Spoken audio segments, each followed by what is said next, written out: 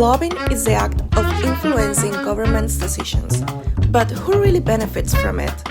In countries like Peru, where corruption and weak governance are serious issues, lobbying can often serve the interests of powerful instead of people.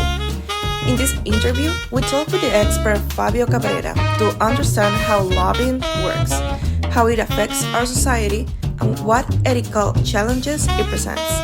Welcome to our final project, Lobbying Explained, Ethics and Power in Peru.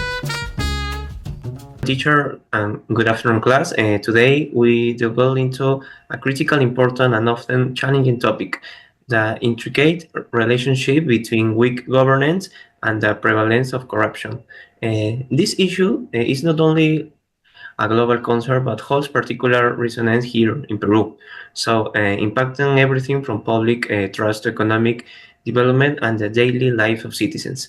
Understanding how systematic weakness in governance can create fertile ground for corruption is essential for finding sustainable solutions. We are honored to have Fabio Cabrera with us today, a renowned expert in politics and history, who will help us and unpack these complexities. Our aim is to explore not just the challenges, but also potential pathways towards a stronger institution and greater accountability.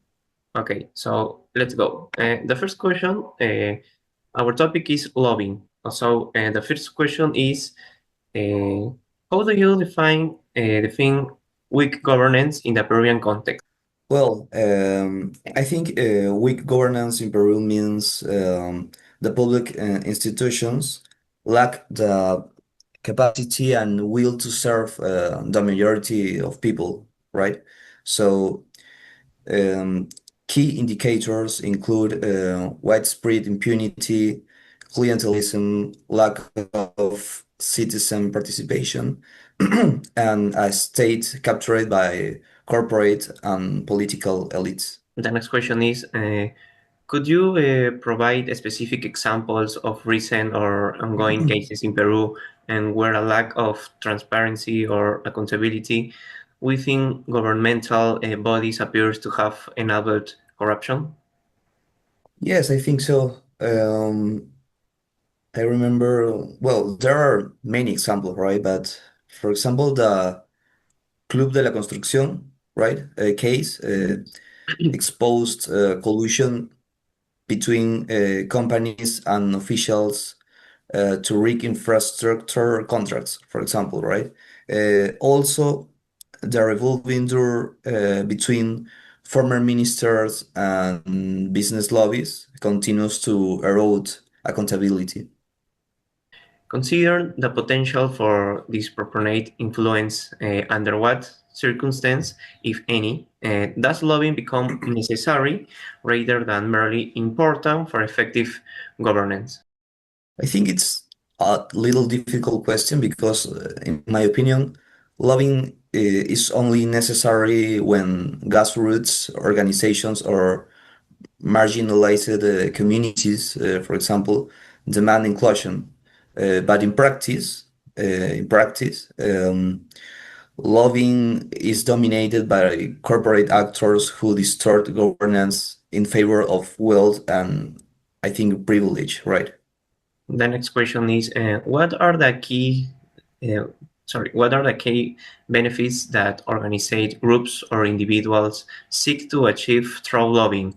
And are these benefits equally accessible to all segments of society? Well, they seek legal loopholes, for example, tax cuts or deregulation to protect profits, right? So these are not accessible to everyone, to the people, and only to those with money, networks, and influence. For example, I think workers, indigenous groups, and citizens rarely get the same platform of these other groups. And the last question is, How do current regulations around lobbying practice impact its perceived importance and necessity, particularly concerning transparency and ethical conduct? Well, in Peru, or maybe Well, around the world, but around the in this world. case, uh, around the world. Yes. Okay, well, I think regulations are still weak or selectively enforced, right? Allowing lobbying to remain opaque and elite driven. Um, this fuels public distrust and reinforces the idea that politics is a marketplace, right? Not a space for justice and equality. I think so. Okay. Uh, to resume, and the last question is, what's your final opinion on lobbying, and if you do you think it's a good thing to do in Peru, especially in Peru?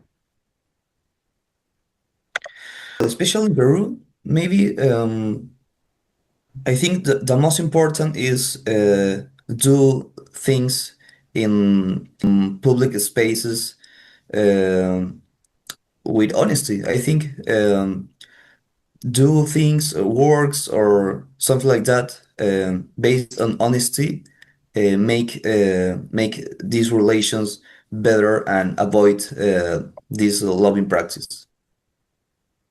Okay, Fabio, thank you for your participation in this topic that is important to know, especially in our cases because we are students and we have to know about these topics. Okay, Fabio, thank you for your participation.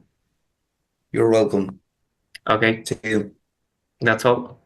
Thank you, teacher.